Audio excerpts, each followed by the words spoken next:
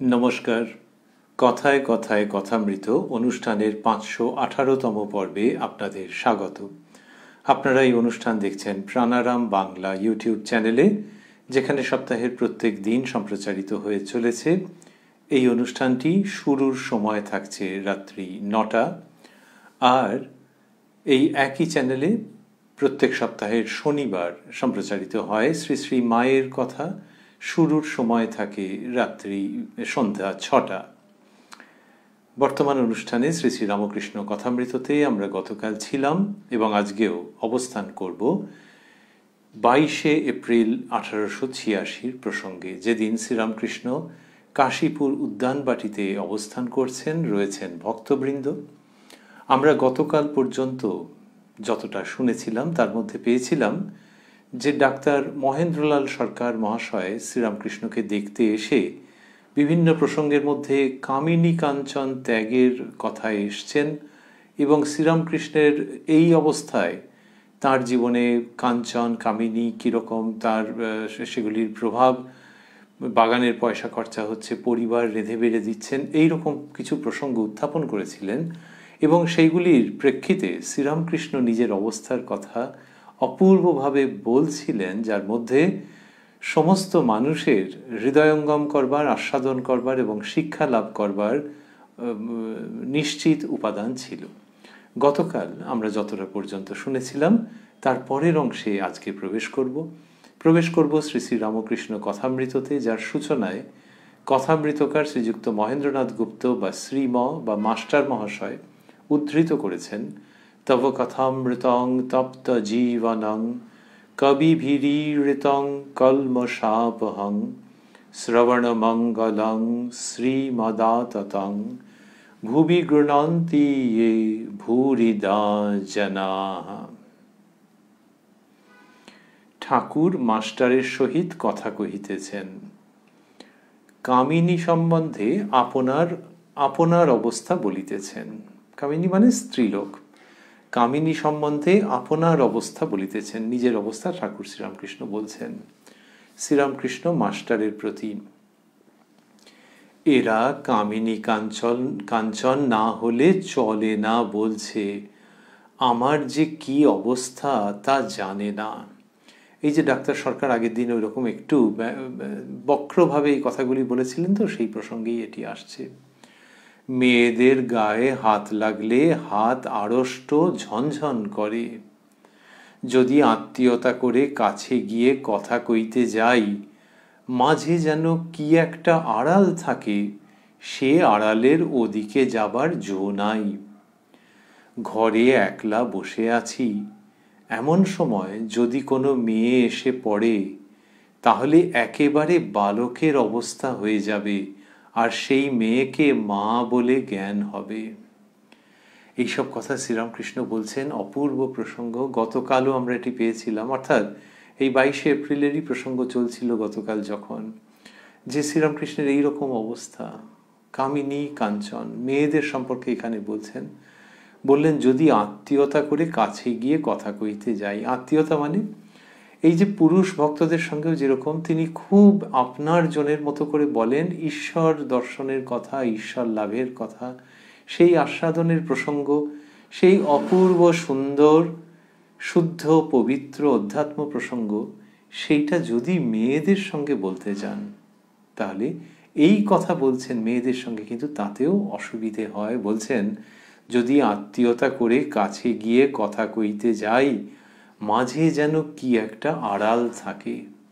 এই শ্রীরামকৃষ্ণের নিজস্ব ভাব যে তিনি নিজে যে বিচার করে সাধনার উপযুক্ত করে ওরকম আড়াল দিচ্ছেন, সেইভাবে বলছেন না। বলছেন যেরকম আড়াল থাকে। শ্রীরামকৃষ্ণ বলতেন যে মা যেমন বলান তেমনি বলি, যেমন চালান তেমনি চলি। সেই মায়ের ইচ্ছাতেই তো তার সব কিছু। এখানে বলছেন যে একটা আড়াল থাকে, মাঝে যেন কি একটা আড়াল থাকে, সে আড়ালের ওদিকে যাবার জো নাই। ওদিকে যাবার জো নাই মানে দুরকম আর কি, যে একটা হচ্ছে এই প্রসঙ্গটা যেরকম হচ্ছে সেইটুকুনি, তার বেশি আর কিচ্ছুটি বলতে পারি না। একটা মানুষের সঙ্গে কথা বলছেন তো, কিন্তু তাহলেও স্ত্রী জাতির সঙ্গে এরকম হয়। আরেকটা হচ্ছে যে কতক্ষণ ধরে কথা বলবেন, একটা সময়ের পর আর সম্ভবই হয়ে ওঠে না। তাই বলছেন যে সে আড়ালের ওদিকে যাবার জো নাই, মানে ওই একটা লিমিট, সীমা রেখা করে দেওয়া আছে। শ্রীরামকৃষ্ণ যখন বলছেন তখন ওই একটি আসছে যে ওই মায়ের ইচ্ছায় ওটি হচ্ছে, আরেকটি হলো যে তাঁরও নিজের ব্যক্তিগত সত্তা তো সম্পূর্ণরূপে বিলুপ্ত।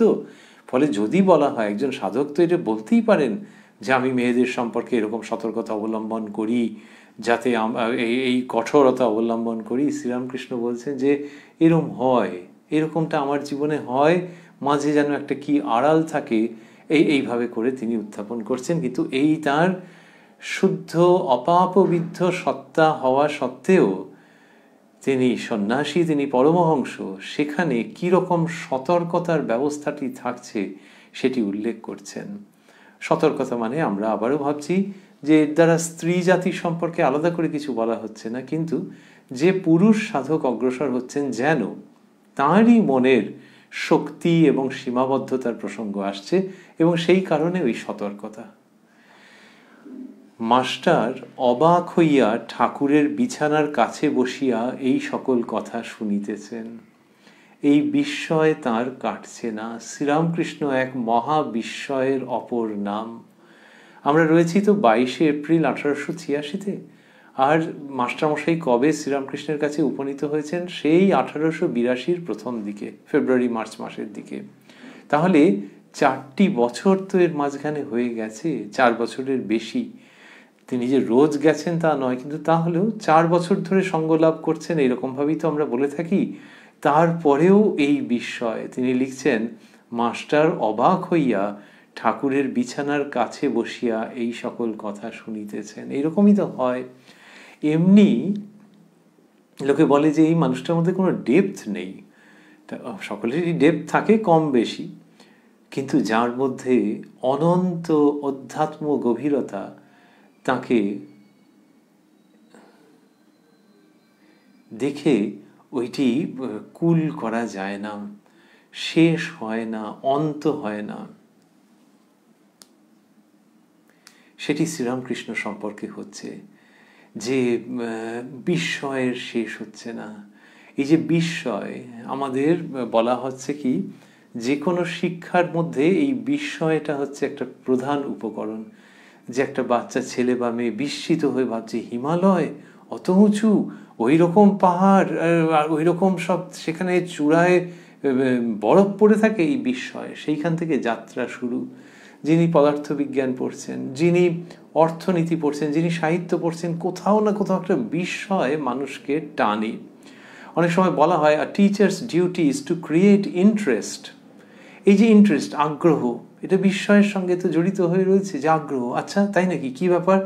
শিক্ষক বা শিক্ষিকা যখন এই আগ্রহ জাগিয়ে তুলছেন, তখন ছাত্র বা ছাত্রীর অগ্রগতি খুব ত্বরান্বিত হয়। তা নাহলে পরীক্ষার ভয় দেখিয়ে অন্য কোনো রকমভাবে করলে অন্যরকম, কিন্তু আগ্রহ জেগে গেছে, এমন একটা কিছু বলেছেন, এমনভাবে তার ভেতরটাতে তিনি বস্তুটিকে পৌঁছে দিচ্ছেন যেখানে আরও আরও জানবার আগ্রহ রয়েছে। তাহলে বইপত্রে তো প্রচুর আছে। একজন শিক্ষক বা শিক্ষিকা যা জানেন, বইতে কি তার থেকে বেশি নেই? তাহলে শিক্ষককে দিয়ে লাভ কি? লাভ হচ্ছে ওইটাই, যে শুধু বই যদি কেউ পড়েন তাহলে অগ্রগতি হতেও পারে, নাও পারে, কিন্তু ওই বই পড়বার জন্য যেটি দরকার সেটি হচ্ছে শিক্ষক বা শিক্ষিকার উপস্থিতি। তিনি এমন আগ্রহ লোকে জাগিয়ে দেন, লোকে বলে গোগ্রাসে বই পড়ছে। এই যে আগ্রহ, এই যে একটা বিস্ময়, একটা অজানাকে জানবার ইচ্ছে, এইটা শিক্ষার একটা বড় মূলধন। শ্রীরামকৃষ্ণকে নিয়ে বিস্ময় ফুরোচ্ছে না। শ্রীরামকৃষ্ণকে নিয়ে বিস্ময় ফুরোচ্ছে না। একজন বিদেশি লেখক তার সম্পর্কে বলেছেন আ ফেনোমেনন, এক মহাজাগতিক ঘটনা, অপূর্ব। এ কিছুতেই যতই পড়ো তুমি, যতই শোনো, যতই ভাবো, ফুরোয় না। আর ফুরোয় না বলে কোনো আক্ষেপ নেই, বরং অসীম আনন্দ আছে, যে হ্যাঁ তুমি অসীমের অনুসন্ধান করতে বেরিয়েছো বন্ধু, সেই জন্যই ফুরোচ্ছে না। তো এই মাস্টারমশাই ঠাকুরের বিছানার কাছে বসে শুনছেন অবাক হইয়া। এই কামিনী কাঞ্চন সম্পর্কে শ্রীরামকৃষ্ণের কাছে এইসব কথা কি কখনো শোনেননি? হয়তো তথ্যগত জায়গার দিক থেকে শোনেননি, আর সবচেয়ে বেশি হচ্ছে যে ভাবগত দিক থেকেও এমন একটা পাচ্ছেন যেখানে অবাক হয়ে যাচ্ছেন। আমরা শেষের দিকটা কি শুনছিলাম? ঘরে একলা বসে আছি, এমন সময় যদি কোনো মেয়ে এসে পড়ে তাহলে একেবারে বালকের অবস্থা হয়ে যাবে, আর সেই মেয়েকে মা বলে জ্ঞান হবে। কি অপূর্ব যে একটা কোনো মেয়ে বললেন, তেমন মানে একটা কম বয়সী মেয়েও হতে পারে, এটা ধরা যাক 4-5 মেয়ে ঢুকে পড়েছে, কিন্তু শ্রীরামকৃষ্ণের হচ্ছে যে একটু প্রযুক্তির শব্দ ব্যবহার করলে অটোটিউন্ড, এমন অটোটিউন্ড বা বাংলা ইংরেজি মিশিয়ে বলতে গেলে অটোটিউন্ড, যে কি হচ্ছে যে সঙ্গে সঙ্গে তার ভেতরে ওই রকম একটা হচ্ছে যে আমি তোমার সন্তান। আর লোকে বলে, আমরা তার বিশদ জানি না, যে কোনো মেয়ের মধ্যে একটা মাতৃভাব থাকে। লোকে বলে বাচ্চা মেয়ে, কিন্তু দেখো ওই বিড়ালটাকে আদর করছে, কুকুরটাকে দুধ খাওয়াচ্ছে, দেখো এটা মায়ের জাত তো এরা। তো যখন একটি মেয়ে ঢুকছে শ্রীরামকৃষ্ণের ভেতরটাতে, সঙ্গে সঙ্গে ওই সন্তানের ভাব পুরোপুরি উঠছে। এবং ওই যে বললেন যে ঘরে একলা বসে আছি, সেই সময় এটা হয়। হঠাৎ একলা বসে আছি এটা বললেন কেন? তার কারণ হচ্ছে সেই সময় যে অনেকে থাকলে একরকম, এটা তো আর লৌকিক অর্থে অধিক ব্যাখ্যার প্রয়োজন হয় না, কিন্তু একলা বসে আছেন সেই সময় যে কোনো বয়সের একটি মেয়ে ঢুকেছে, এর ভেতরটা এমন সঙ্গে সঙ্গে এর ওই ভাবান্তর হচ্ছে। তা ওই যে সন্তানের মতো ভাব, এটা কি সবসময় নেই? আছে তো, কিন্তু কখনো হয়তো উপদেশ দিচ্ছেন। তিনিই বলছেন যে উপদেশ যখন দিচ্ছেন একজন পরমহংস, তখন সিংহবৎ। কিন্তু একটি মেয়ে একা যখন উনি রয়েছেন ঘরের মধ্যে, যখন ঢুকছে কেউ, তখন তাহলে একেবারে বালকের অবস্থা হয়ে যাবে। বিউটিফুল ওয়ার্ডস, হয়ে যাবে মানে মা এরকমই ব্যবস্থা করে রেখেছেন। গান গাইতেন তিনি, শ্যামা মা এক কল করেছে। তো এই শ্রীরামকৃষ্ণের ক্ষেত্রে এইরকম হয়ে যাচ্ছে। ওই জন্য আমরা ভাবছিলাম যে একেবারে ওরকম নির্দিষ্ট, আর সেই মেয়েকে মা বলে জ্ঞান হবে। এই এক অপূর্ব ব্যবস্থা। শ্রীরামকৃষ্ণ বলছেন যে ওই যে তিনি কামিনী কাঞ্চন বলেছেন, কামিনী শুনলে অনেকে অনেক রকম ভাবেন, তখনকার দিনে মেয়েদের ওরকম বলা হতো। আর এখানে এই 22 এপ্রিল 1886 এই জায়গায় এসে পাচ্ছি যে মেয়েদের সম্পর্কে তার কি মনোভাব। তাহলে that girl is not to be blamed. সে এমনি ঢুকেছে, কিন্তু ওই শ্রীরামকৃষ্ণ বলছেন যে ওরে বাবারে, আদ্যা শক্তি, তার মধ্যে বিদ্যা অবিদ্যা সব আছে। সুতরাং আমি আমার মতো খুব সাবধান হয়ে যাচ্ছি যে আমার দ্বারা যেন কোনো ভুল না হয়। এগুলো সমস্তই মানুষের শিক্ষার জন্য। কিন্তু কি অপূর্বভাবে তিনি এগুলো বলছেন, মানে এই যে সত্তা এটি বলছে, তার মধ্যে আবার দেবসত্তা আরোপ করা মুশকিল। এটি ঠিক একেবারে মানবীয় জায়গার থেকে বলছেন, and he intends to do that. He wants to deliver this nectar. এই অমৃত তিনি পরিবেশন করতে চাইছেন। তো সেই জন্য এখানে দেব স্বভাবকে দুম করে নিয়ে এলে হবে না, ওই মানুষ হিসেবে সাধকোত্তম রূপে তিনি এই জায়গাটি বলছেন যে মানে শরীর মন এইরকম হয়ে আছে, সেই মেয়েকে মা বলে জ্ঞান হয়। মাস্টার অবাক হইয়া ঠাকুরের বিছানার কাছে বসিয়া এই সকল কথা শুনিতেছেন। এই অবাক হওয়া, বাক্যস্ফূর্তি হচ্ছে না, এই বিস্ময় টেনে নিয়ে যাচ্ছে শ্রীরামকৃষ্ণের কাছে, টেনে নিয়ে যাচ্ছে সেই অনন্ত আধ্যাত্মিকতার কাছে, যা বর্তমানে এই দেখো চোখের সামনে এই শান্ত শ্রীরামকৃষ্ণ রূপে বিরাজিত। দন্তস্ব তালবস্ব দুই সহযুক্ত অন্ত একটা মর্টাল ফ্রেমের মধ্যে, একটা মানুষের দেহের মধ্যে, আর ভারী শান্ত এবং শান্ত শ্রীরামকৃষ্ণের মধ্যে সেই অনন্ত ঐশ্বরিক সত্তা কি সুন্দর, যেন তারার মতো মিটমিট করছে। সেই দৃশ্য দেখছেন তো, আর অবাক হচ্ছেন। এই অবাক হওয়া মানে শ্রীরামকৃষ্ণকে পুরো জানা বাকি, তাঁরই বাকি। তাহলে আমাদের কিন্তু তাতে আক্ষেপ নেই। এই বিস্ময়ই মানুষকে টেনে টেনে নিয়ে যাচ্ছে তাঁর শ্রীপদপ্রান্তে, আধ্যাত্মিকতার গভীর রহস্যের মধ্যে, এবং সেইখানকার যে অনির্বচনীয় আনন্দ তার মধ্যে। বলছেন বিছানা হইতে, মাস্টারমশাই লিখছেন, বিছানা হইতে একটু দূরে ভবনাথের সহিত নরেন্দ্র কথা কহিতেছেন। শ্রীযুক্ত ভবনাথ নরেন্দ্রনাথের বন্ধু, আমরা আগে পেয়েছি ভবনাথ চট্টোপাধ্যায়। তার সম্পর্কে এই কথা এসেছে যে ভবনাথ বিবাহ করেছেন এবং বিবাহ করে অর্থ উপার্জনের চেষ্টা ইত্যাদির মধ্যে রয়েছেন। ভবনাথ বিবাহ করিয়াছেন, কর্মকাজের চেষ্টা করিতেছেন। কাশীপুরের বাগানে ঠাকুরকে দেখিতে আসিতে বেশি পারেন না। ঠাকুর শ্রীরামকৃষ্ণ ভবনাথের জন্য বড় চিন্তিত থাকেন, কেননা ভবনাথ সংসারে পড়িয়াছেন। ভবনাথের বয়স 23-24 হইবে। এই যে শ্রীযুক্ত ভবনাথ এরকম সংসারে ঢুকে গেছেন, এইটা একটু অবাক করে দেওয়ার মতো ঘটনা হয়েছে। যে তার লক্ষণ ভালো ছিল, শ্রীরামকৃষ্ণ বলেছেন যে ঈশ্বরীয় বিষয়ে আগ্রহ এবং আকর্ষণ ছিল, কিন্তু তিনি যে এই সময় বিবাহ করবেন এটা ঠিক ব্যাপারটা ছিল না। যিনি করবেন তিনি করবেন, কিন্তু ভবনাথের সম্বন্ধে ওরকম ভাবা ছিল না। এটা একটু অবাক কাণ্ড। তো সেটা নিয়ে কথাবার্তা হয়েছে, যেন মনে হচ্ছে শ্রীরামকৃষ্ণ একটু এটাতে বিস্মিত বোধ করেছেন বা একটু যেন ক্ষুণ্ণও হয়েছেন যে ছেলেটার বিরাট সম্ভাবনা ছিল, সেই সব প্রসঙ্গ এসেছে। কিন্তু দেখা যায় এখানে তো বিশেষভাবে সেটার প্রকাশ যে শ্রীযুক্ত ভবনাথের প্রতি তার কি সহানুভূতি, সহমর্মিতা অবিকৃতভাবে রয়ে গেছে। বলছেন মাস্টারমশাই যে ঠাকুর শ্রীরামকৃষ্ণ ভবনাথের জন্য বড় চিন্তিত থাকেন, কেননা ভবনাথ সংসারে পড়িয়াছেন। ভবনাথের বয়স 23-24 হইবে, তখন তো এরম বয়সে হতো। শ্রীরামকৃষ্ণ নরেন্দ্রের প্রতি ওকে খুব সাহস দে, এটি নরেন্দ্রনাথকে বলছেন। সাহস দেওয়ার প্রসঙ্গ কেন? ভয়টা কি? ভয়টা ওই তো ভবনাথের মধ্যেও সেটা আছে যে হয়তো সংসারের মধ্যেই পুরো আটকে যাবেন, বদ্ধ হয়ে যাবেন, আর ঈশ্বরীয় প্রসঙ্গে এগোনো হবে না। ভগবানকে নিয়ে যেসব চিন্তা ভাবনা সেগুলো পড়ে থাকবে তার উপরে সংসারের কালিমা ধুলো নানান রকম। এইটারই ভয় যে এইটা জাগ্রত রাখা যাবে তো। মায়ামোহময় সংসার বলা হয়, সেই সমস্ত কিছুকে চাপা দিয়ে দেবে না তো। শ্রীরামকৃষ্ণ নরেন্দ্রের প্রতি ওকে খুব সাহস দে। নরেন্দ্র ও ভবনাথ ঠাকুরের দিকে তাকাইয়া একটু হাসিতে লাগিলেন।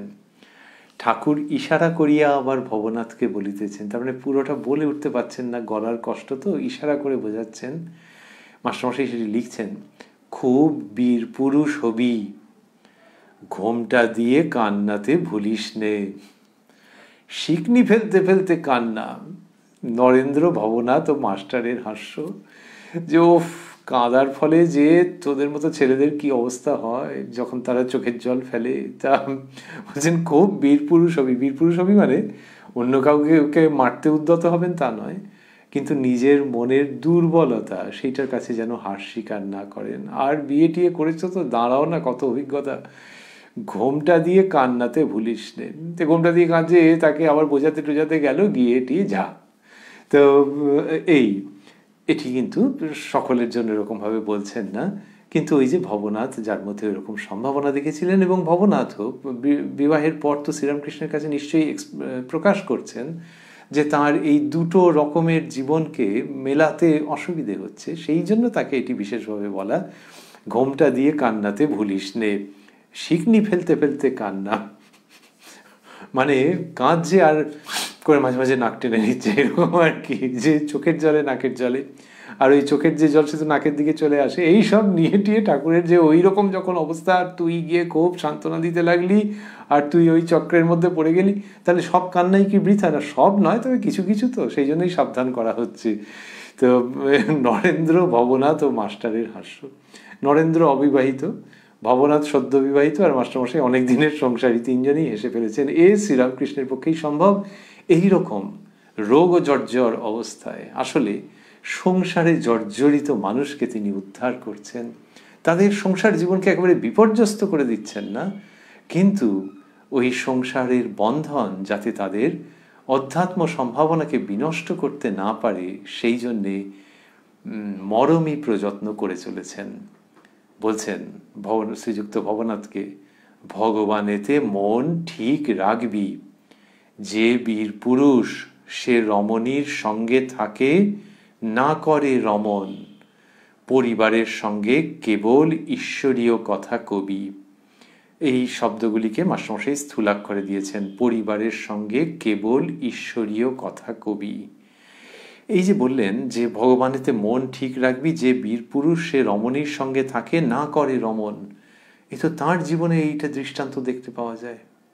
ভবনাথকে বলছেন, আমরা পুনরায় স্মরণ করছি যেটা সব সংসারীর জন্য বলছেন না, কিন্তু ভবনাথ যেহেতু এই দুটো দিকের মধ্যে স্থির করতে পারছেন না বিয়ের পরেও, সেই জন্যে তাকে এই উপদেশটি তিনি দিচ্ছেন, আর বললেন পরিবারের সঙ্গে কেবল ঈশ্বরীয় কথা কবি। ওই যে উনি মেয়েদেরকে কি দৃষ্টিতে দেখেন, তাহলে এখানে তুমি খুব ধর্ম করবে আর সে না এদিক বুঝলো না ওদিক বুঝলো, ঘরের কোণে চুপ করে বসে রইল, তা নয়। তুমি ঈশ্বরীয় কথা তার সঙ্গে বলবে, যাতে অন্য কোনো দিকে মন না যায় এবং তারও ভালো হয়। কিয়ৎক্ষণ পরে ঠাকুর আবার ইশারা করিয়া ভবনাথকে বলিতেছেন, আজ এখানে খাস। এই কথা বলছেন, ইশারা করে বলছেন। ওই যে আমরা স্মরণ করছিলাম যে তিনি ইশারা ইঙ্গিতে অনেক কথা বলছেন, যেহেতু কথা বলতে পারছেন না। এখানে দুটো জিনিস আমরা দেখছি। একটি হচ্ছে আজ এখানে খাস বলতে সেকেন্ড সময় লাগে, কিন্তু সেটিও বলতে পারছেন না, তার মানে এতটাই তিনি সিক। আরেকটি দিক হচ্ছে যে সিকনেসটা কি নিয়ে, গলায় যে রোগ হয়েছে, যে অসুখ হয়েছে, কিছু খেতে পারেন না। কথা বলা তো আছেই, আর খেতে পারেন না, প্রায় কিছুই খেতে পারেন না, খুব পেস্ট মতো করে দিতে হয়, তাও মাঝে মাঝে উঠে আসে।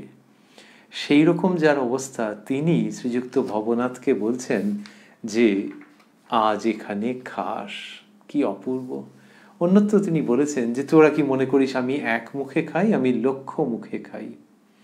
তা সত্যি সত্যি তার শরীরের অসুখ যে আমরা দেখছি এবং শিখছি, যেটা বাইরের দিক থেকে সত্য, কিন্তু ভেতরের দিক থেকে যে সত্তা, যে সচ্চিদানন্দ, যে ঈশ্বরীয় সত্তা, তারও যে আভাস ইঙ্গিত পাওয়া যাচ্ছে এবং পরম প্রেমপূর্ণ আভাস ইঙ্গিত, সেসব অপূর্ব অনির্বচনীয়। যেন ভবনাথ, যে আজ্ঞা, আমি বেশ আছি।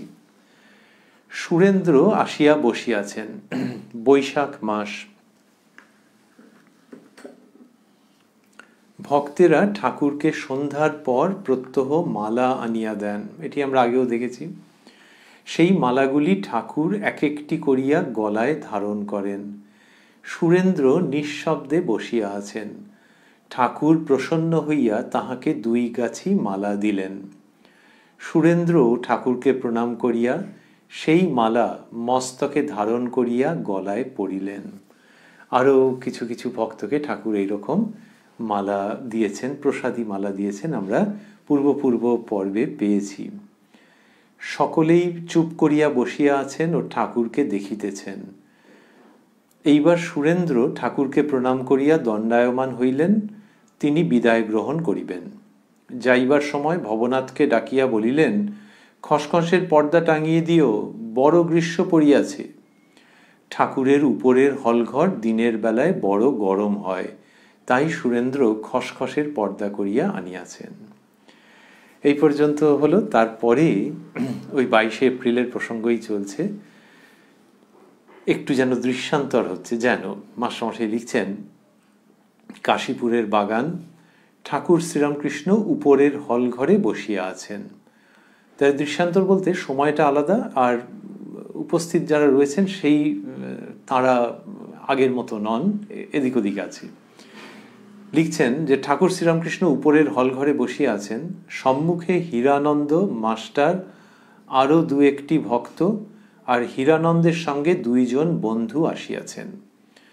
শ্রীযুক্ত হীরানন্দ, ইনি সিন্ধু প্রদেশের মানুষ। এখানেও সেই পরিচয় আমরা পাবো, আগেও স্মরণ করেছি। অত্যন্ত শিক্ষিত, আবার ঠাকুরের পরম ভক্ত। সেই কত দূর থেকে এসেছেন। মাস্টারমশাই লিখছেন, হীরানন্দ সিন্ধু প্রদেশবাসী, হীরানন্দ সিন্ধু দেশবাসী। কলিকাতার কলেজে পড়াশোনা করিয়া দেশে ফিরিয়া গিয়া সেখানে এতদিন ছিলেন। শ্রীরামকৃষ্ণের অসুখ হইয়াছে শুনিয়া তাহাকে দেখিতে আসিয়াছেন। ওই খবরটা পেয়ে চলে এসেছেন। কত দূর থেকে? সিন্ধু দেশ কলিকাতা হইতে প্রায় 1100 ক্রোশ হইবে। অত দূর থেকে শ্রীযুক্ত হীরানন্দ এসেছেন ঠাকুরের এই অসুখের কথা শুনে। হীরানন্দকে দেখিবার জন্য ঠাকুর ব্যস্ত হইয়াছিলেন, সেইভাবেই খবর গেছে। ঠাকুর হীরানন্দের দিকে অঙ্গুলি নির্দেশ করিয়া মাস্টারকে ইঙ্গিত করিলেন, যেন বলিতেছেন ছোকরাটি খুব ভালো। শ্রীরামকৃষ্ণ, আলাপ আছে? মাস্টার, আজ্ঞে আছে। শ্রীরামকৃষ্ণ হীরানন্দ ও মাস্টারের প্রতি, তোমরা একটু কথা কও, আমি শুনি। এইটা তার একটা, আমরা দেখেছি স্বভাব, আগেও হয়েছে যে নরেন্দ্রনাথ মাস্টার মহাশয় এদের মধ্যে এরকম তিনি বলেছেন, অনুরোধ আদেশ দিয়েছেন। মাস্টার চুপ করিয়া আছেন দেখিয়া ঠাকুর মাস্টারকে জিজ্ঞাসা করিলেন, নরেন্দ্র আছে? তাকে ডেকে আনো। বুঝতে পারছেন যে মাস্টারমশাই লজ্জা পাচ্ছেন। তো নরেন্দ্রনাথ এলে বেশ হবে। নরেন্দ্র আছে, তাকে ডেকে আনো। নরেন্দ্র উপরে আসিলেন ও ঠাকুরের কাছে বসিলেন। শ্রীরামকৃষ্ণ নরেন্দ্র ও হীরানন্দকে একটু দুজনে কথা কও। হীরানন্দ চুপ করিয়া আছেন। অনেক ইতস্তত করিয়া তিনি কথা আরম্ভ করিলেন। এবারে শ্রীযুক্ত হীরানন্দ নরেন্দ্রনাথের সঙ্গে কথা বলবেন ঠাকুরেরই ইচ্ছা অনুসারে।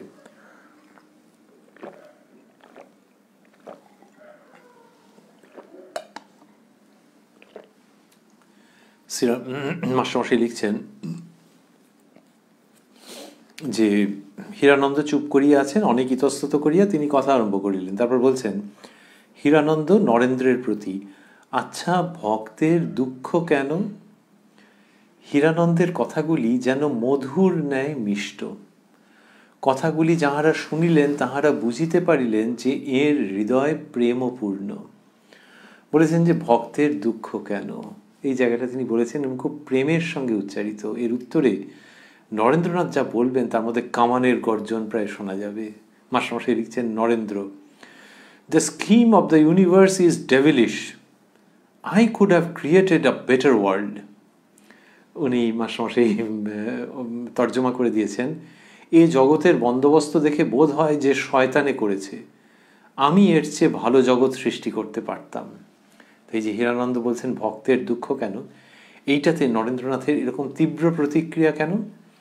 তার কারণ হচ্ছে যে এই যে বললেন যে ভক্তের দুঃখ কেন, এই ভক্তি, ভক্ত, ঈশ্বর চিন্তা, এটা যেন নরেন্দ্রনাথ তার নিতে পারছেন না। সাংসারিক বিপর্যয় এবং তার মধ্যে সব কিছুর সামঞ্জস্য করতে না পেরে খুব তার অস্থির অবস্থা, সেইখান থেকে এই সব কথা বলা। এবং বলছেন the scheme of the universe, এইসব বললেন তিনি। হীরানন্দ, দুঃখ না থাকলে কি সুখ বোধ হয়? মানে নিজেই এবার মানুষটা একটু উত্তর দিচ্ছেন নরেন্দ্রনাথের এরকম উত্তেজিত বাক্যাবলী শুনে। Narendra, I am giving no scheme of the universe but simply my opinion of the present scheme.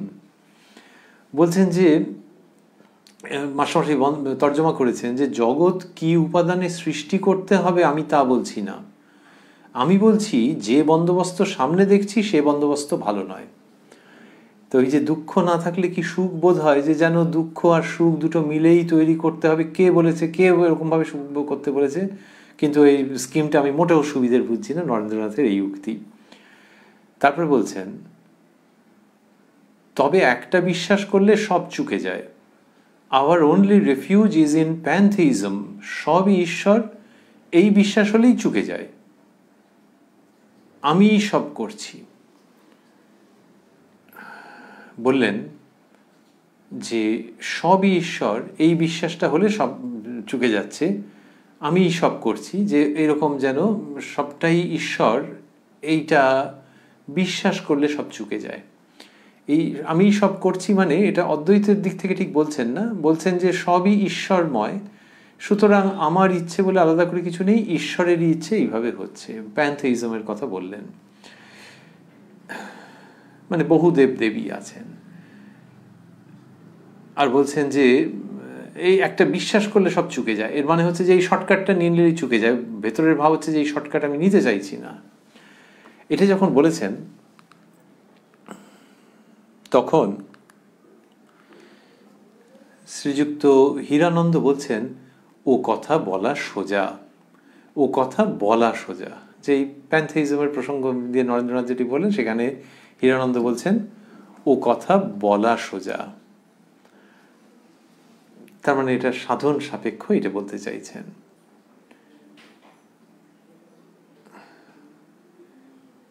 এইবার মাস্টারমশাই লিখছেন, নরেন্দ্র নির্বাণ ষটকম সুর করিয়া বলিতেছেন। নরেন্দ্র নির্বাণ ষটকম সুর করিয়া বলিতেছেন, ওং মনো বুদ্ধ্যহংকার চিত্তানি নাহং ন চ শ্রোত্র জিহ্বে ন চ ঘ্রাণ নেত্রে ন চ ব্যোম ভূমির ন তেজ ন বায়ুশ্চিদানন্দ রূপঃ শিবোহং শিবোহং ইত্যাদি। হীরানন্দ, বেশ। ঠাকুর হীরানন্দকে ইশারা করিলেন, ইহার জবাব দাও। মানে এটা তো অদ্বৈত ভাবের কথা, যে আমি মন, বুদ্ধি, অহংকার, চিত্ত ইত্যাদি কিচ্ছু নয়, আমি সেই সচ্চিদানন্দ শিবস্বরূপ। ঠাকুর হীরানন্দকে ইশারা করিলেন, ইহার জবাব দাও। ঠাকুর নিজে ভক্তিপথকে খুব পছন্দ করেন, কিন্তু নরেন্দ্রনাথ যখন এই অদ্বৈত ভাবের কথা বলেছেন, স্তোত্র উচ্চারণ করেছেন, তখন হীরানন্দকে বলছেন যে এটির উত্তর দাও দেখি, এইরকম ভাবে বলছেন, আমরা শুনবো।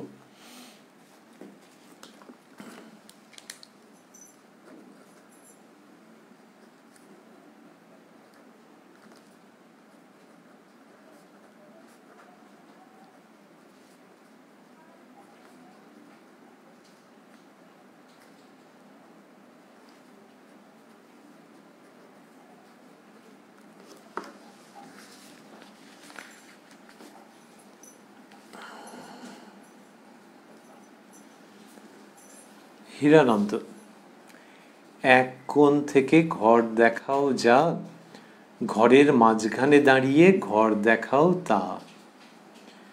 এটি মানে কি? শ্রীরামকৃষ্ণ এই উপমা দিয়েছেন। এটি মানে হচ্ছে যে এক কোণ থেকে দাঁড়িয়ে যদি একটা ঘরকে দেখা হয়, সেটা কি ওইটার থেকে খুব বেশি তফাৎ হলো যে ঘরের মধ্যে দাঁড়িয়ে যদি ঘরকে দেখা হয়? মানে ঘরটা খোলা, এবার ঘরটা খোলা, তুমি একটা কোণ থেকে দাঁড়িয়ে দেখছো, সব চারিদিকে নজর করে দেখছো, আর ঘরের মধ্যে দাঁড়িয়ে দেখছো, দুটো তো একই নাকি? এটি বলার মানে হচ্ছে যে ওই যে সত্তা, সেটির মধ্যে দাঁড়িয়ে, অর্থাৎ সেটির সঙ্গে যেন অভিন্ন হয়ে অদ্বৈত ভাবের যে উপলব্ধি, আর বাইরে দাঁড়িয়ে যে আমি এইখানে, ঘর ওইখানে, আমি আর ঘর পৃথক, এই দ্বৈতভাবে যে উপলব্ধি, দুটো একই।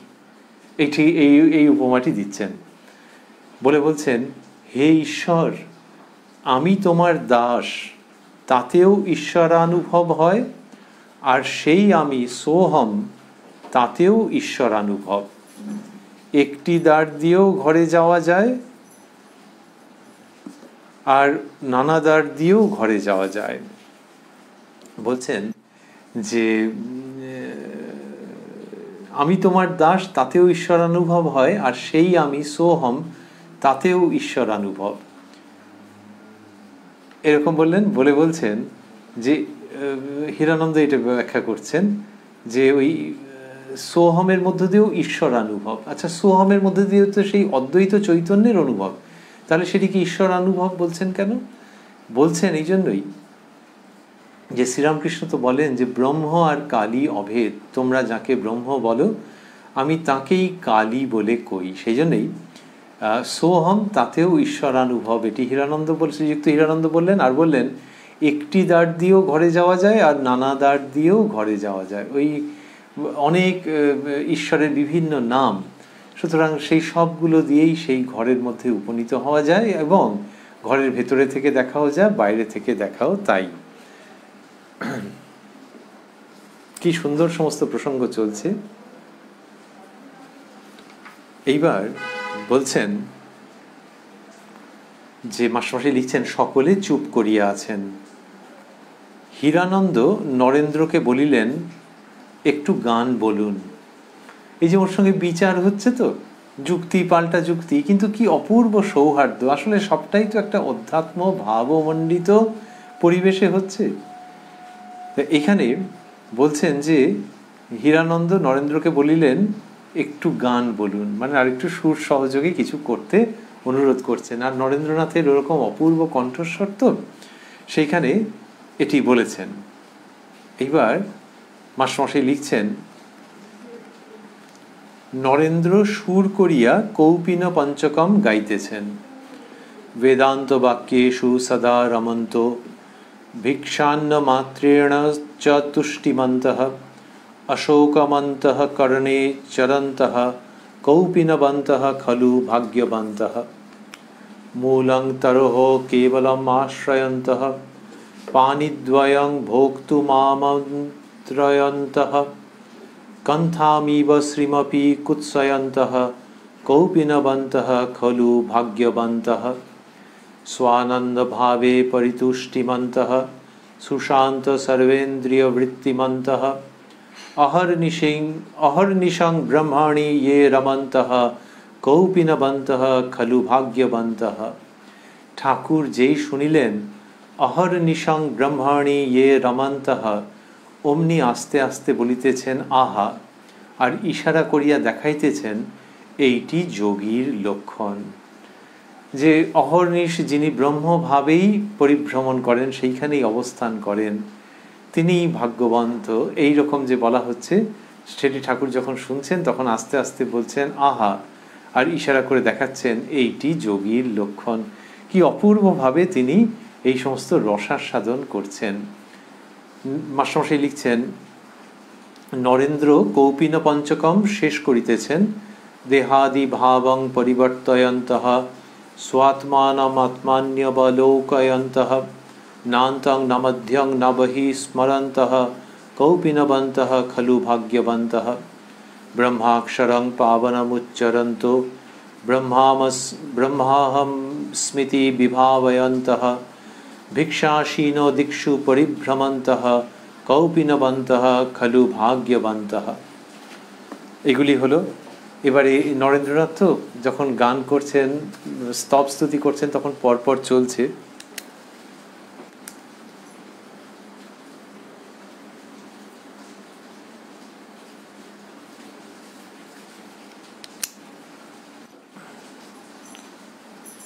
মাস্টারমশাই লিখছেন, নরেন্দ্র আবার গাইতেছেন, পরিপূর্ণমানন্দম অঙ্গবিহীনং স্মর জগন্নিধানম শ্রোত্রস্য শ্রোত্রং মনসো মনো যদ্বাচো বাচং বাগতীতং প্রাণস্য প্রাণং পরং বরেণ্যম। শ্রীরামকৃষ্ণ নরেন্দ্রের প্রতি। আর ওইটে जो कुछ है सो तू ही है, এটি গাইতে বলছেন। আর এর আগে যখন মাস্টারমশাই লিখেছেন যে ঠাকুর যেই শুনিলেন অহর্নিশং ব্রহ্মণি ইয়ে রমন্তঃ, যে প্রসঙ্গটি আমরা আগে শুনছিলাম, স্মরণ করছিলাম, ওই শব্দগুলিকে স্থূলাক্ষরে দেওয়া আছে। এখানে শ্রীরামকৃষ্ণ নরেন্দ্রনাথকে কি বললেন? বললেন আর ওইটে जो कुछ है सब तू ही है। নরেন্দ্রনাথের মুখে শুনতে চাইছেন। নরেন্দ্র ওই গানটি গাইতেছেন।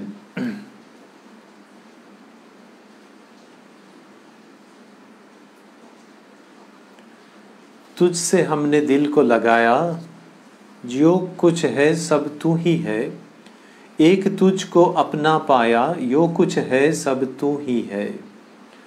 दिल का मका सबकी मकी तू, कौन सा दिल है जिसमें नहीं तू, हर एक दिल में तूने समाया, यो कुछ है सो तू ही है। क्या मलाइक, क्या इंसान, क्या हिंदू, क्या मुसलमान, जैसा चाहा तूने बनाया, यो कुछ है सो तू ही है। कबा में क्या और दायर में क्या, तेरी परास्तिस हैगी सब जां, आगे तेरे सिर सबों ने झुकाया, यो कुछ है सो तू ही है। अर्श से ले फर्श जमी तक, और जमीन से अर्श बारी तक, यहाँ जहाँ मैं देखा तू ही नज़र में आया, जहाँ मैं देखा तू ही नज़र में आया, यो कुछ है सो तू ही है। सोचा समझा देखा भाला, तू जैसा न कोई ढूंढ निकाला, अब ये समझ में जाफर की आया, यो कुछ है सो तू ही है। এই গানের মধ্যে একটি অংশ শ্রীরামকৃষ্ণ উল্লেখ করছেন, যেখানে ছিল हर एक दिल में तूने समाया, यो कुछ है सो तू ही है। মাস্টারমশাই লিখছেন हर एक दिल में, हर एक माने हरेक समस्त, हर एक दिल में এই কথাগুলি শুনিয়া ঠাকুর ইশারা করিয়া বলিতেছেন যে তিনি প্রত্যেকের হৃদয়ে আছেন, তিনি অন্তর্যামী। আরেকটি চরণ ছিল গানের, আমরা শুনছিলাম, जहाँ जहाँ मैं देखा तू ही नज़र में आया, यो कुछ है सो तू ही है। মাস্টারমশাই লিখছেন जहाँ मैं देखा तू ही नज़र में आया, यो कुछ है सो तू ही है। হীরানন্দ এইটি শুনিয়া নরেন্দ্রকে বলিতেছেন সব তু হি হ্যায়, এখন তুহু আমি নয় তুমি। এইটির মধ্যে আবার একটু মজার প্রতিবাদ আছে, সেটি হচ্ছে যে তার আগে আমরা একটুখানি শুনে নিই বা স্মরণ করে নিই যে হরিয়েক দিল মে এই কথাগুলি শুনিয়া ঠাকুর ইশারা করিয়া বলিতেছেন যে তিনি প্রত্যেকের হৃদয়ে আছেন, তিনি অন্তর্যামী। এটি ঠাকুরের বিশেষ গুরুত্বপূর্ণ একটি ভাব, যেটি কত আনন্দের সঙ্গে তিনি কতবার বিবৃত করেছেন, উপস্থাপন করেছেন, যে ঈশ্বর সকলেরই হৃদয়ে আছেন, তিনি অন্তর্যামী। এইবারে শ্রীযুক্ত হীরানন্দ যেটি করছেন, শ্রীযুক্ত নরেন্দ্রনাথকে যেটি বলছেন, একটু যেন আবার যুক্তি বিচার উপস্থিত হলো বলে সেই পরিবেশ তৈরি করছেন। जहाँ मैं देखा तू ही नजर में आया, यो कुछ है सो तू ही है। এটি বলার মানে হচ্ছে কি, হীরানন্দ মহাশয় বলছেন যে সব তু হি হ্যায়, এবার তু হি এই যে শব্দটি আসছে, যে সব তুমি, তার মানে এটা তো দ্বৈত ভাবের গান, এটি নরেন্দ্রনাথকে বলছেন। এবং ঠাকুরের বিশেষ উদ্ভাবন যে শব্দটি, ঠাকুর বলছেন যে যখন ধনুরির হাতে পড়ে তখন তুহু তুহু করে, তখন মুক্তি, আমিত্ব থাকতে জীবের কিছু হয় না, উন্নয়ন হয় না, সেইটি হীরানন্দ এখানে ব্যবহার করছেন। বলছেন নরেন্দ্রকে, বলছেন মাস্টারমশাই লিখছেন, হীরানন্দ এইটি শুনিয়া নরেন্দ্রকে বলিতেছেন, সব তুহি হ্যায়, এখন তুহু তুহু, আমি নয় তুমি। এই তুহু তুহু শব্দটি শ্রীরামকৃষ্ণের কাছ থেকে চয়ন করে তিনি নরেন্দ্রনাথের কাছে বলছেন। ভঙ্গিটা হচ্ছে যে দেখি এর কি উল্টো দিকে কি উত্তর দেয়। নরেন্দ্রনাথেরও কি প্রখর বুদ্ধিমত্তা, তিনি বলছেন, মাস্টারমশাই লিখছেন, Narendra, give me one and I will give you a million. মাস্টারমশাই লিখছেন বন্ধনীর মধ্যে, আমি যদি এক পাই তাহলে নিযুত কোটি এসব অনায়াসে করতে পারি, অর্থাৎ একের পরপর শূন্য বসাইয়া, এটি বন্ধনীর মধ্যে দিলেন। দিয়ে নরেন্দ্রনাথের কথা আরও চলছে, তুমিও আমি, আমিও তুমি, আমি বই আর কিছু নাই। এই যে বললেন give me one and I will give you a million, তার মানে হচ্ছে যে আগে একত্বের বোধ হতে হবে, তারপরে দ্বৈত। সে দ্বৈত মানে প্রচুর হতে পারে, লাখ লাখ হতে পারে, কোটি কোটি হতে পারে। এইটাই বললেন মাস্টারমশাই লিখলেন যে তাহলে নিযুত কোটি এসব অনায়াসে করতে পারি, কিন্তু ওই একের বোধটা আগে থাকতে হবে। এটাই অদ্বৈতের দিকে নরেন্দ্রনাথ কি বুদ্ধিমত্তার সঙ্গে প্রসঙ্গটিকে আকর্ষণ করছেন বলে অষ্টাবক্র সংহিতা থেকে কতগুলি শ্লোক আবৃত্তি করেছেন, সকলে চুপ করে আছেন। এইবার কি হয়েছে, মাস্টারমশাই লিখছেন, শ্রীরামকৃষ্ণ হীরানন্দের প্রতি নরেন্দ্রকে দেখাইয়া যেন খাপখোলা তরোয়াল নিয়ে বেড়াচ্ছে, নরেন্দ্রনাথের ভাবটিকে বললেন। আবার হীরানন্দ সম্পর্কেও তার ভালোবাসা ব্যক্ত করছেন কি সুন্দরভাবে। মাস্টারমশাই লিখছেন, মাস্টারের প্রতি হীরানন্দকে দেখাইয়া, কি শান্ত, রোজার কাছে জাত সাপ যেমন ফনা ধরে চুপ করে থাকে। অপূর্ব বর্ণনা, যে হীরানন্দ যা বলছেন, শ্রীযুক্ত হীরানন্দ, তার থেকে বোঝা যাচ্ছে যে তার ভেতরে প্রচুর বস্তু আছে, খুব শক্তিশালী কথা তিনি বলছেন, কিন্তু ভঙ্গিটি খুব শান্ত, সংযত এবং মধুর। এই সবটাকে সাম আপ করছেন শ্রীরামকৃষ্ণ এই প্রচলিত কথার উল্লেখ করে। বললেন, রোজার কাছে জাপসাপ, রোজার কাছে জাতসাপ যেমন ফনা ধরে চুপ করে থাকে। রোজার কাছে জাতসাপ যেমন রোজার কাছে জাতসাপ যেমন ফনা ধরে চুপ করে থাকে। তাহলে জাতসাপ, তারপরে হীরানন্দের মধ্যে ওই সম্ভাবনা রয়েছে, কিন্তু রোজার কাছে, এখানে কে? শ্রীরামকৃষ্ণের কাছে। এটি কি সুন্দর করে প্রসঙ্গটিকে যেন তিনি সাম আপ করছেন। মাস্টারমশাই লিখছেন, এই যে ঘটনাগুলো ঘটছে, তো নরেন্দ্রনাথ গান গাইছেন, মানে ঘরের মধ্যে একটা আনন্দের তরঙ্গ বয়ে যাচ্ছে, আমরা বুঝতে পারছি। তারপরে এইরকম বুদ্ধিদীপ্ত সুমিষ্ট বাক্যালাপ হচ্ছে, যুক্তি বিচার হচ্ছে, কিন্তু একটা কিন্তু রয়েছে, যে এই সমস্ত কিছুর মধ্যমণি যে শ্রীরামকৃষ্ণ, ওগো তার যে শরীরটা বড্ড খারাপ। মাস্টারমশাই সেইটি লিখছেন, ঠাকুর শ্রীরামকৃষ্ণ অন্তর্মুখ, কাছে হীরানন্দ ও মাস্টার বসিয়া আছেন, ঘর নিস্তব্ধ, ঠাকুরের শরীরে অশ্রুতপূর্ব যন্ত্রণা। ভক্তেরা যখন এক একবার দেখেন তখন তাহাদের হৃদয় বিদীর্ণ হয়। ঠাকুর কিন্তু সকলকেই ভুলাইয়া রাখিয়াছেন, বসিয়া আছেন সহাস্য বদন। এই এত কমের মধ্যে এইরকম গভীর ভাব, ইথস, মনোবেদনা, সুপ্ত আনন্দ যেন প্রকাশোন্মুখ, কিন্তু প্রকাশিত হতে পারছে না। এই কষ্ট এত অপূর্বভাবে ধরে দেওয়া যায়? মাস্টারমশাই কথামৃতের মধ্যে করছেন শ্রীরামকৃষ্ণ মা শারদার ইচ্ছায়, আশীর্বাদে। ঠাকুরের শরীরে অশ্রুতপূর্ব যন্ত্রণা, ভক্তেরা যখন এক একবার দেখেন তখন তাহাদের হৃদয় বিদীর্ণ হয়। এক একবার দেখেন মানে সবসময় দেখছেন তো, তাহলে আবার এক একবার দেখেন, ওই যে ঠাকুর ভুলিয়ে রেখেছেন তো, ওই নরেন্দ্রনাথ কথা বলছে, ওই হীরানন্দ কথা বলছে, ওই গান হচ্ছে, আবার ঠাকুর কখনো কখনো নিচের তলায় পাঠিয়ে দিচ্ছেন, আমরা আগে পেয়েছি যে ওখানে গান হচ্ছে, তোমরা গিয়ে যোগদান করো, তোমরাও গাইবে, তোমরাও নাচবে, এইসব করছেন তো তিনি। কিন্তু তার দিকে যখন চোখ পড়ছে তখন বুকটা ফেটে যাচ্ছে কষ্টে। ঠাকুর কিন্তু সকলকেই ভুলাইয়া রাখিয়াছেন, বসিয়া আছেন সহাস্য বদন। ওই দেখো বসে আছেন আর মুখে হাসি, শরীরটা কি রোগা হয়ে গেছে হাড় গোনা যায়, কিন্তু মুখে হাসি। And that completes almost a full cycle. We are near the very last days of Sri Ramakrishna in this mortal plane. স্থূল দেহাবসানের তো আর বেশি দিন নেই, কিন্তু একটি পূর্ণ বৃত্ত যেন সম্পূর্ণ হচ্ছে।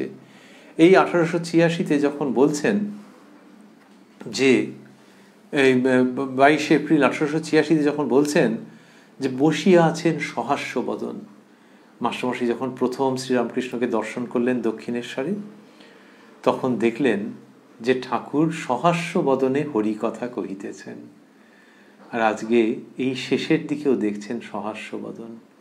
তখন তার শরীর অন্যরকম ছিল, এখন এই রকম, কিন্তু মুখের হাসি অম্লান, অন্তরের জ্যোতি অম্লান, ভেতরের প্রেম অপ্রতিরোধ্য। We have come one full cycle in a way. এই শ্রীরামকৃষ্ণ, এই তার অপূর্ব লীলা, আমরা রয়েছি সেই অন্তলীলায়।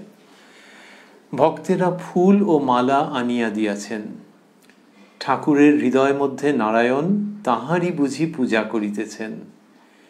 এই যে ফুল লইয়া মাথায় দিতেছেন, কণ্ঠে হৃদয়ে নাভি দেশে একটি বালক ফুল লইয়া খেলা করিতেছে। এরকম ভাবে বলছেন যে ওই ঠাকুর এটি করে থাকেন। কাশীপুর পর্বে আমরা বিগত কয়েকদিনই দেখেছি, কয়েকদিনের অনুষ্ঠানে এই দিনগুলিতে ঠাকুর যেন নিজেকেই নিজে পুজো করছেন। মাস্টারমশাই লিখছেন যে ঠাকুরের হৃদয় মধ্যে নারায়ণ তাহারই বুঝি পূজা করিতেছেন। এই যে ফুল লইয়া মাথায় দিতেছেন, এই তিনি ফুল লইয়া মাথায় দিতেছিলেন, এরকমভাবে মাস্টারমশাই লিখছেন না, এই যে ফুল লইয়া মাথায় দিতেছেন, তার মানে কি যে আপনারা দেখুন, তিনি অনেক সময় প্রায়ই আপনি আপনি করে ভক্তদের বলতেন যে আপনারা দেখুন, এই দেখুন, চোখ মেলে দেখুন, ঠাকুর ফুল নিয়ে মাথায় দিচ্ছেন। So he has not gone away, he is with me, he is with you all, he is with us everyone in this world, he is very much with us. এই দেখুন দেখুন, এই যে ফুল লইয়া মাথায় দিতেছেন, এই কি অপূর্ব বর্ণনা। স্বর্গকে যেন এই ধূলি ধূসর মর্তে নিয়ে আসছেন, মর্তভূমি ধন্য হয়ে যাচ্ছে শ্রীরামকৃষ্ণের আবির্ভাবে। এই যে ফুল লইয়া মাথায় দিতেছেন, কণ্ঠে হৃদয়ে নাভি দেশে একটি বালক ফুল লইয়া খেলা করিতেছে। পঞ্চবর্ষ বাল ভাব যুক্ত হংস রূপিণম, শ্রীরামকৃষ্ণ সম্পর্কে বলা হয়েছে তো। তো ওই যে ফুল দিয়ে যেন ভেতরের সত্তাকেই পুজো করছেন, একটা বাচ্চা ছেলের মতো। এই ভাবা যায়, আবার ভাবা যায়ও বটে কথামৃতকে অবলম্বন করে, ভাবার চেষ্টা করা যায় নিশ্চয়ই, যে ওই বালক তিনি ফুল নিয়ে এরকমভাবে হৃদয়ে মস্তকে নাভিতে দিচ্ছেন, কণ্ঠে কণ্ঠে হৃদয়ে নাভি দেশে এইরকম করছেন, ওই ভেতরের সত্তাকেই যেন পুজো করছেন, আর সবটা হচ্ছে একটা বাচ্চা ছেলের মতো। বাচ্চা ছেলে যেরকম ভাবে করে থাকে, যেরকম ভাবে খেলা করে, খেলিছ এ বিশ্ব লয়ে, তো সেই বাচ্চা ছেলে সেইভাবেই খেলা করছেন। কিন্তু ওগো, এ খেলা অন্য রকমের, এ পুজো অন্য রকমের, এ বিকাশ অন্য রকমের, এ অবতরণ অন্য রকমের। ঠাকুরের, মাস্টারমশাই লিখছেন, ঠাকুরের যখন ঈশ্বরীয় ভাব উপস্থিত হয় তখন বলেন যে শরীরের মধ্যে মহাবায়ু ঊর্ধ্বগামী হইয়াছে, মহাবায়ু উঠিলে ঈশ্বরের অনুভূতি হয় সর্বদা বলেন। এইবার মাস্টারের সহিত কথা কহিতেছেন। শ্রীরামকৃষ্ণ মাস্টারের প্রতি, বায়ু কখন উঠেছে জানি না, অর্থাৎ ভেতরে সেই অবস্থাটি হয়েছে, কিন্তু সেটা যে কখন সূত্রপাত হয়েছে সেটা জানেন না, এটাই বলছেন। মানে অনুভব করতে পারেননি। আসলে শ্রীরামকৃষ্ণ ওই নিত্য এবং লীলার মধ্যে অবস্থান করেন, বাজ খেলেন, ঘন ঘন নিত্য থেকে লীলা, লীলা থেকে নিত্যে গমনাগমন করেন। তিনিই বলছেন বায়ু কখন উঠেছে জানি না। এই মহাবায়ু ঊর্ধ্বগামী হয়েছে ঈশ্বরীয় ভাব উপস্থিত হলে সেই সময় এটি হয়, সেটি মাস্টারমশাই লিখলেন। শ্রীরামকৃষ্ণের কথা চলছে, আমরা যতটা শুনেছি। তারপর তিনি বলছেন এখন বালক ভাব, তাই ফুল নিয়ে এই রকম করছি। কি দেখছি জানো, শরীরটা যেন বাঁখারি সাজানো কাপড় মোড়া সেইটে নড়ছে। বাঁখারি মানে ওই বাঁশের যে কঞ্চি, সেইগুলো দিয়ে তার উপর কাপড় দিয়ে মোড়া, সেই রকম যেন নড়ছে। আচ্ছা, কাপড় দিয়ে যেরকম নোড়া থাকে নড়ে, তাহলে মনে হবে কি মানুষ নাকি? দেখি দেখি দেখি ভেতরে কি আছে। ওই ভেতরে একটা দেখবার ইচ্ছে জাগছে। বাঁখারি এবং তার উপরে যে কাপড় মোড়া, ওটা দেখলেই ওটা ইচ্ছে হবে যে হ্যাঁ মানুষের মতো, কিন্তু ভেতরে কি একটা আছে, দেখি দেখি দেখি। তাহলে ওই যে বাইরের যে সত্তা, তার ভেতরে কে আছেন? ভিতরে একজন আছে বলে তাই নড়ছে। বললেন যে এখন বালক স্বভাব, তাই ফুল নিয়ে এইরকম করছি। কি দেখছি জানো, শরীরটা যেন বাঁখারি সাজানো কাপড় মোড়া সেইটে নড়ছে। ভিতরে একজন আছে বলে তাই নড়ছে। তারপর বলছেন যেন কুমড়ো শ্বাস বিচি ফেলা, যেন কুমড়ো শ্বাস বিচি ফেলা, ভিতরে কামাদি আসক্তি কিছুই নাই, ভিতরে সব পরিষ্কার। আর মাস্টারমশাই লিখছেন ঠাকুরের বলিতে কষ্ট হইতেছে বড় দুর্বল, ঠাকুরের বলিতে কষ্ট হইতেছে বড় দুর্বল। মাস্টার তাড়াতাড়ি ঠাকুর কি বলিতে যাইতেছেন একটা আন্দাজ করিয়া বলিতেছেন, আর অন্তরে ভগবান দেখছেন। আহা হা হা, মাস্টারমশাইয়ের সেবাও যেন এখানে এসে একটা পূর্ণতা পাচ্ছে।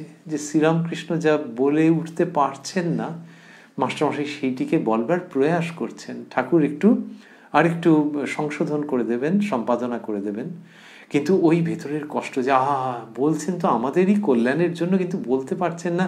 আপনি বোধহয় এইটাই বলতে চাইছেন, এইভাবে মাস্টারমশাই সম্পূর্ণ করে দিচ্ছেন।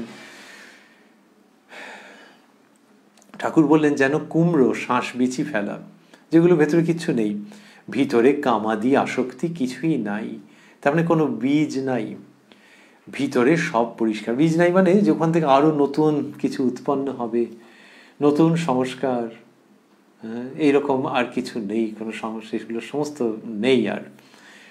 আর বলে একটু বলতে যাচ্ছিলেন, তখন মাস্টারমশাই বললেন আর অন্তরে ভগবান দেখছেন। শ্রীরামকৃষ্ণ অন্তরে বাইরে দুই দেখছি, অন্তরে বাহিরে দুই দেখছি, অখণ্ড সচ্চিদানন্দ। এই শব্দগুলি স্থূলাক্ষরে দেওয়া আছে। মাস্টারমশাই বললেন যে আর অন্তরে ভগবান দেখছেন, ঠাকুর শ্রীরামকৃষ্ণ বললেন অন্তরে বাহিরে দুই দেখছি, অখণ্ড সচ্চিদানন্দ। তারপর বলছেন সচ্চিদানন্দ কেবল একটা খোল আশ্রয় করে এই খোলের অন্তরে বাহিরে রয়েছেন, এইটি দেখছি। সচ্চিদানন্দ কেবল একটা খোল আশ্রয় করে এই খোলের অন্তরে বাহিরে রয়েছেন, এইটি দেখছি।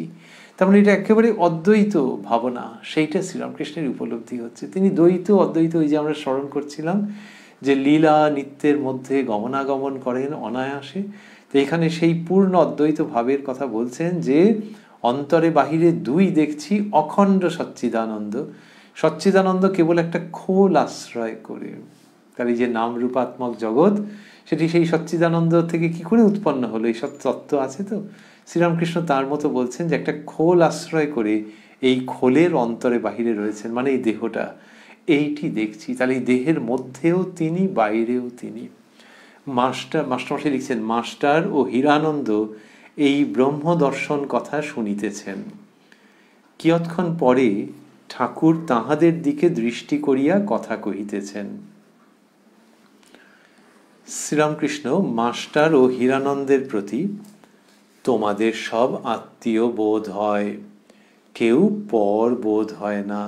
কি সুন্দর করে বলছেন যে তোমাদের সব আত্মীয় বোধ হয়, কেউ পর বোধ হয় না। এটি এত অপূর্ব বাক্য যে ওরা শ্রীরামকৃষ্ণের কথা এরকম ভাবে শুনছেন। তো তখন ঠাকুর শ্রীরামকৃষ্ণ এটা বলছেন যে তোমাদের সব আত্মীয় বোধ হয়, কেউ পর বোধ হয় না। তার মানে মধু বর্ষিত হচ্ছে সেই পরিবেশে, সেটি অনুমান করাই যায়। তারপর শ্রীরামকৃষ্ণ বলছেন, সব দেখছি একটা একটা খোল নিয়ে মাথা নাড়ছে, মানে জীবের কথা বলছেন। দেখছি যখন তাতে মনের যোগ হয় তখন কষ্ট একধারে পড়ে থাকে। এখানে মাস্টারমশাই শ্রীমদ্ ভগবদ গীতার ৬ষ্ঠ অধ্যায়ের ২২ সংখ্যক শ্লোকের উদ্ধৃতি দিয়েছেন। ইয়ং লব্ধ্বা চাপরং লাভং মন্যতে নাধিকং ততঃ यस्मिन् স্থিতো না দুঃখেন গুরুণাপি বিচল্যতে। যে যার মধ্যে অবস্থান করলে বিরাট দুঃখেও মানুষ বিচলিত হয় না, সেটি বলছেন। গীতার উদ্ধৃতি দিয়েছেন, এটির সঙ্গে সাদৃশ্য আছে, কিন্তু শ্রীরামকৃষ্ণের উক্তির মধ্যে যেন নবতর ব্যঞ্জনা রয়েছে। যে দেখছি যখন তাতে মনের যোগ হয়, ইয়ং লব্ধ্বা, এটি হলো তখন কষ্ট এক ধারে পড়ে থাকে। তার মানে তখন কষ্টটাকে দেখছেন কিন্তু এক ধারে পড়ে রয়েছে, সেইটা আর কিছু, এই যে কষ্টটাকেও তখন দেখছেন, এটার মধ্যে একটা অন্য রকমের ব্যঞ্জনা রয়েছে, যে তখন আর ওটাকে কিছু বলে মনে হচ্ছে না। যখন কেউ গান শুনছেন বা গান গাইছেন, তখন কি হয় যে মনটা উঠতে থাকে, যদি সেই রকম উচ্চ ভাবের গান হয়। আর তখন যদি নিম্ন স্তরের কোনো ভাবনা মনের মধ্যে আসে, তখন সেই ওপর থেকে দেখার মতো হয় যে ওই ভাবনাটা, ওটা আমার মনের মধ্যে আর কোনো রেখাপাত করছে না। আমি জানি মনের মধ্যে ওই ভাবটা উঠেছিল, এখন ওটা উঠছে, কিন্তু এখন মনটা এত উপরে উঠে গেছে, কার সঙ্গে কি আমার সম্পর্ক স্ট্রেন্ড হয়ে আছে ও সব আর কিছু মনের মধ্যে আসছে না, ও একধারে পড়ে আছে, মনটা অন্য জায়গায় উঠে আছে। সেটা মনের ক্ষেত্রে তবু হতে পারে, কিন্তু দেহের ক্ষেত্রে, যে দেহের ওই রকম অবর্ণনীয় কষ্ট মাস্টারমশাই তো লিখলেন, সেটাও মনে হচ্ছে একধারে পড়ে আছে। এই যে দেহাতীত অনুভূতি, এবং তার মধ্যে যে দেহটাকে দেখে যে আমার কিছুই করতে পারবে না, আমি তোমাকে দেখছি, তুমি আমার কিছু করতে পারবে না, তুমি ভালো থাকো মন্দ থাকো, সুস্থ থাকো অসুস্থ থাকো, তোমার সঙ্গে আমার কোনো লেনা দেনা নেই। এই দেহের সঙ্গে মাঝে মাঝে যেন একটা অ্যাসোসিয়েশন আসে, যেন মাঝে মাঝে একটা যুক্ত হওয়ার মতো আসে। কিন্তু শ্রীরামকৃষ্ণ বলছেন, দেখছি যখন তাতে মনের যোগ হয় তখন কষ্ট এক ধারে পড়ে থাকে। এইটা সাধারণ মানুষের শিক্ষার জন্যে, যে এই অবস্থাটা যদি নিরন্তর হয়, ধ্রুবা স্মৃতি বলা হচ্ছে, এটি যদি নিরন্তর হয় তখন তুমি দেহকে ছাড়িয়ে যেতে পারবে। দেহ ভঙ্গিটা হচ্ছে যে একধারে বসে জুলজুল করে তোমার দিকে তাকিয়ে থাকবে, যে এই লোকটা আর পাত্তাই দেয় না। সেই জায়গাটা শ্রীরামকৃষ্ণ নিয়ে আসছেন। দেহভাবকে অতিক্রম করবার এক অপূর্ব sweet and soulful and strong message শ্রীরামকৃষ্ণের এই উক্তির মধ্যে রয়েছে। তারপর বলছেন, এখন কেবল দেখছি একটা চামড়া ঢাকা অখণ্ড, আর এক পাশে গলার ঘাটা পড়ে রয়েছে। আহা, বললেন যে চামড়া ঢাকা অখণ্ড, ভেতরে সেই অখণ্ড সত্তার এক পাশে ওটা পড়ে রয়েছে। মাস্টারমশাই লিখছেন, ঠাকুর আবার চুপ করিলেন, কথা বলতে কষ্ট হচ্ছে তো। কিয়ৎক্ষণ পরে আবার বলিতেছেন, জড়ের সত্তা চৈতন্য লয়, আর চৈতন্যের সত্তা জড় লয়। শরীরের রোগ হলে বোধ হয় আমার রোগ হয়েছে। তাহলে যে আমার মনে হচ্ছে যে চৈতন্য, সে ওই জড়ের সত্তা, শরীর তো জড় পদার্থ দিয়ে নির্মিত, তো সেই তার সত্তাটাকে নিজে টেনে নিল, এইরকম সব হয়। আর জড়ের সত্তা চৈতন্য লয়, আর চৈতন্যের সত্তা জড় লয়, যে রিভার্সাল অফ রোলস হয়ে বসে থাকে মানুষ যখন সেই উপলব্ধিতে না উপনীত হয়। জড়ের সত্তা চৈতন্য লয়, যে চৈতন্য সেটাকে গায়ে মেখে ফেলেছে, আর চৈতন্যের সত্তা জড় লয়, মানে চৈতন্যের সত্তাকে নষ্ট করে দেয়, জড় পদার্থ সেটাকে নিয়ে নেয়। শরীরের রোগ হলে বোধ হয় আমার রোগ হয়েছে, শ্রীরামকৃষ্ণটি বললেন। হীরানন্দ, ওই মাস্টারমশাই লিখছেন, হীরানন্দ ওই কথাটি বুঝিবার জন্য আগ্রহ প্রকাশ করিলেন। তাই মাস্টার বলিতেছেন, গরম জলে হাত পুড়ে গেলে বলে জলে হাত পুড়ে গেল, কিন্তু তা নয়, হিটেতে হাত পুড়ে গেছে। তাহলে ওই জলের সঙ্গে আইডেন্টিফাই করে ফেললো ব্যাপারটাকে, এইরকমভাবে একটা তিনি উদাহরণ দিয়ে হীরানন্দকে বলে যাচ্ছেন মাস্টারমশাই। হীরানন্দ ঠাকুরের প্রতি, আপনি বলুন কেন ভক্ত কষ্ট পায়? দুঃখ হচ্ছে তো, ভেতরটা ছিঁড়ে যাচ্ছে। ওই অত দূর থেকে এসছেন ঠাকুরের এই অন্তলীলা, এই জীবনাবসানের আগের সময়ে তাকে দর্শন করবার জন্যে। তো তিনি বলছেন, আপনি বলুন কেন ভক্ত কষ্ট পায়? শ্রীরামকৃষ্ণ, দেহের কষ্ট। তার মানে don't worry about me, I am happy as ever, I am blissful as ever. Sri Ramakrishna, দেহের কষ্ট। ঠাকুর আবার কি বলিবেন? উভয়ে অপেক্ষা করিতেছেন। ঠাকুর বলিতেছেন, বুঝতে পারলে? মাস্টার আস্তে আস্তে হীরানন্দকে কি বলিতেছেন? মাস্টার মানে কি বলেছেন সেটা লিখছেন। লোকশিক্ষার জন্য, নজির, এত দেহের কষ্ট মধ্যে ঈশ্বরে মনের 16 আনা যোগ। এটি শ্রীযুক্ত হীরানন্দকে তিনি বুঝিয়ে বলছেন যে লোকশিক্ষার জন্য নজির, মানে এইরকম দৃষ্টান্ত রাখছেন তিনি যে এত দেহের কষ্ট মধ্যে ঈশ্বরে মনের 16 আনা যোগ, যে এরকমটাও যে হয় সেই দৃষ্টান্ত রাখার জন্য এই শরীর এবং এই শরীর খারাপ হওয়া। হীরানন্দ কষ্টে আছেন, মনের মধ্যে দুঃখ রয়েছে, সেইখান থেকে এইসব উক্তি উঠছে। হ্যাঁ, যেমন ক্রাইস্টের ক্রুসিফিকশন, তবে এই মিস্ট্রি এঁকে কেন যন্ত্রণা? ভেতরটা একেবারে ছিঁড়ে যাচ্ছে। মাস্টার, ঠাকুর যেমন বলেন মার ইচ্ছা, এখানে তার এইরূপই খেলা। ইহারা দুজনে আস্তে আস্তে কথা কহিতেছেন। ঠাকুর ইশারা করিয়া হীরানন্দকে জিজ্ঞাসা করিতেছেন। হীরানন্দ ইশারা বুঝিতে না পারাতে ঠাকুর আবার ইশারা করিয়া জিজ্ঞাসা করিতেছেন, ও কি বলছে? যে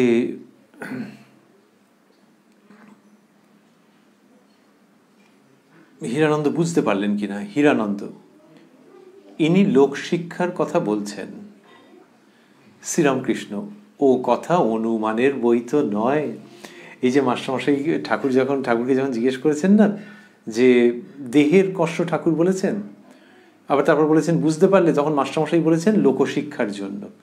এইটার সম্পর্কে শ্রীরামকৃষ্ণ এবার মন্তব্য করছেন, বলছেন ও কথা অনুমানের বই তো নয়।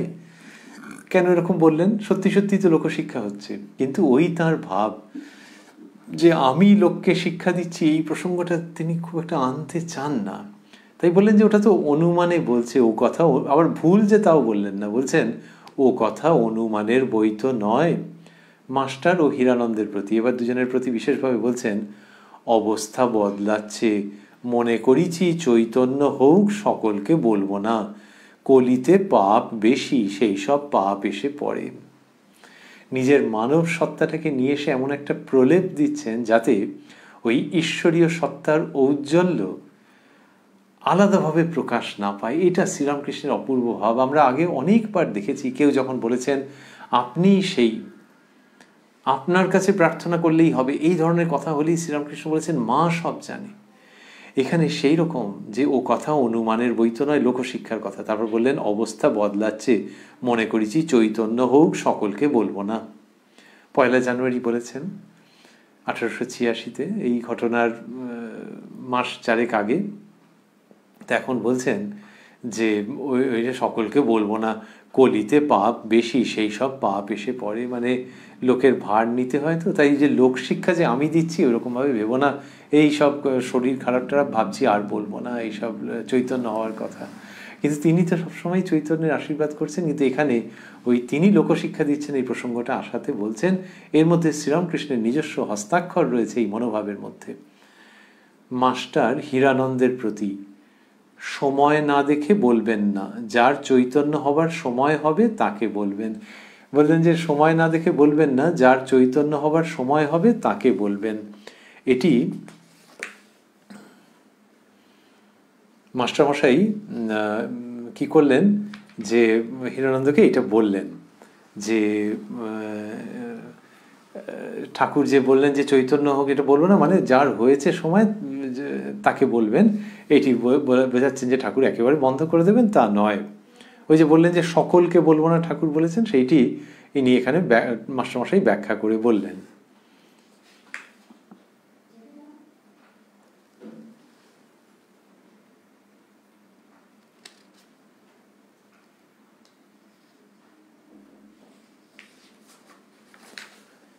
এরপরে আরো প্রসঙ্গ আছে। শ্রীযুক্ত হীরানন্দেরই সুন্দর সুন্দর কথা রয়েছে, সেগুলিকে শ্রীরামকৃষ্ণের কৃপা সাপেক্ষে আমরা শ্রবণ করব আগামীকাল এই কথায় কথায় কথামৃত অনুষ্ঠানে, প্রাণারাম বাংলা ইউটিউব চ্যানেলে, যেখানে সপ্তাহের প্রত্যেক দিন সম্প্রচারিত হয়ে চলেছে। এই অনুষ্ঠানটি শুরুর সময় থাকে রাত্রি 9টা, আর এই প্রাণারাম বাংলা ইউটিউব চ্যানেলেই প্রত্যেক সপ্তাহের শনিবার সম্প্রচারিত হয় শ্রী শ্রী মায়ের কথা। শুরুর সময় থাকে সন্ধে 6টা। আমরা রয়েছি উদ্বোধন কার্যালয়ে প্রকাশিত শ্রী শ্রী রামকৃষ্ণ কথামৃতের 1057 পৃষ্ঠায় রয়েছি 22 এপ্রিল 1886 প্রসঙ্গে শ্রীরামকৃষ্ণের দেবদুর্লভ পূত পবিত্র সান্নিধ্যে।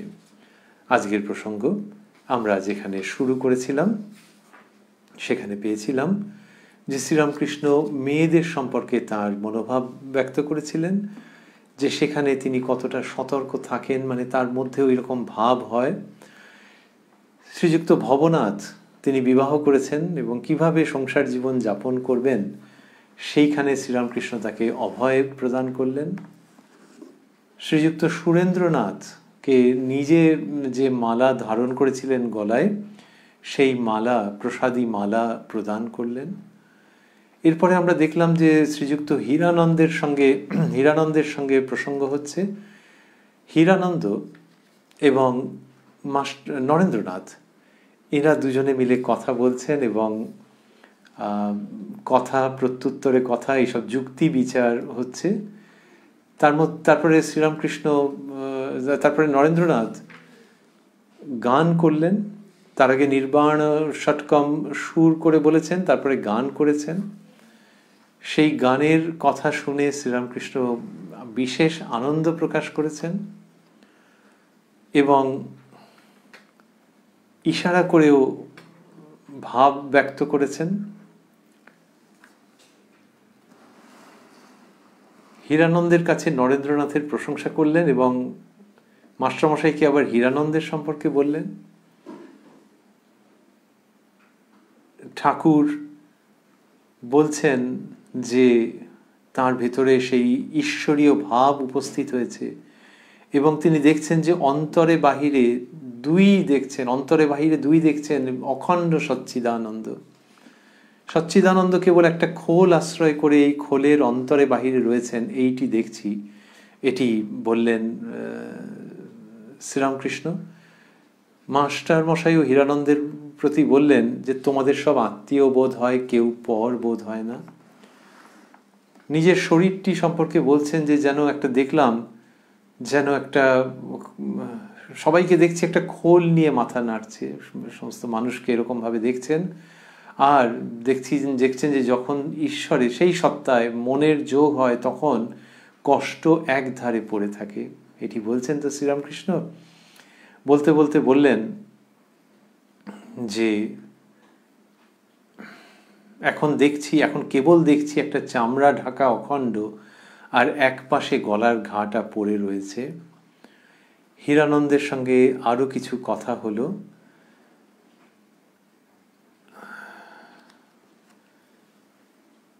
এবং মাস্টারমশাই ঠাকুরের মনোভাব ব্যক্ত করলেন। বললেন যে ঠাকুর যেমন বলেন মার ইচ্ছা, এখানে তার এই রূপী খেলা। এই সমস্ত প্রসঙ্গ মধ্যে আমরা ছিলাম মূলত।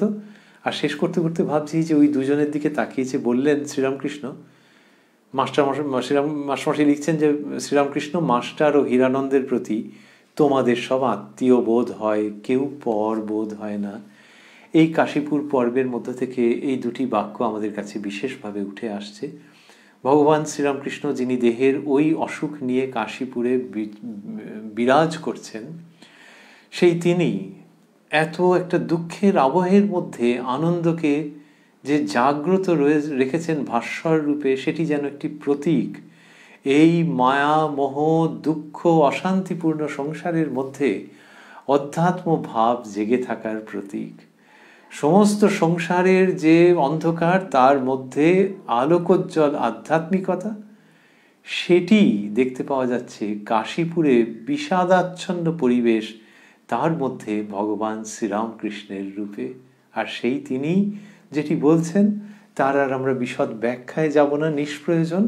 কিন্তু মনে হয় যে কালে কথামৃতের মধ্য দিয়ে তিনি তার এই অমৃত বাণী রেখে গেলেন, সেকালে আমরা বোধহয় বঞ্চিত নই ওই দুটি বাক্যের মধু থেকে, যেখানে বলা হলো তোমাদের সব আত্মীয় বোধ হয়, কেউ পর বোধ হয় না। ওং নিরঞ্জনং নিত্যম অনন্ত রূপং ভক্তানুকম্পা ধৃত বিগ্রহং বৈ ঈশাবতারং পরমেশমিড্যং তং রামকৃষ্ণং শিরসা নমামঃ। রাম প্রাণারাম প্রাণারাম প্রাণারাম প্রাণারাম প্রাণারাম। কি যেন লোকানো নামে তাই মিষ্ট এত তব নাম। প্রাণারাম প্রাণারাম প্রাণারাম প্রাণারাম প্রাণারাম প্রাণারাম।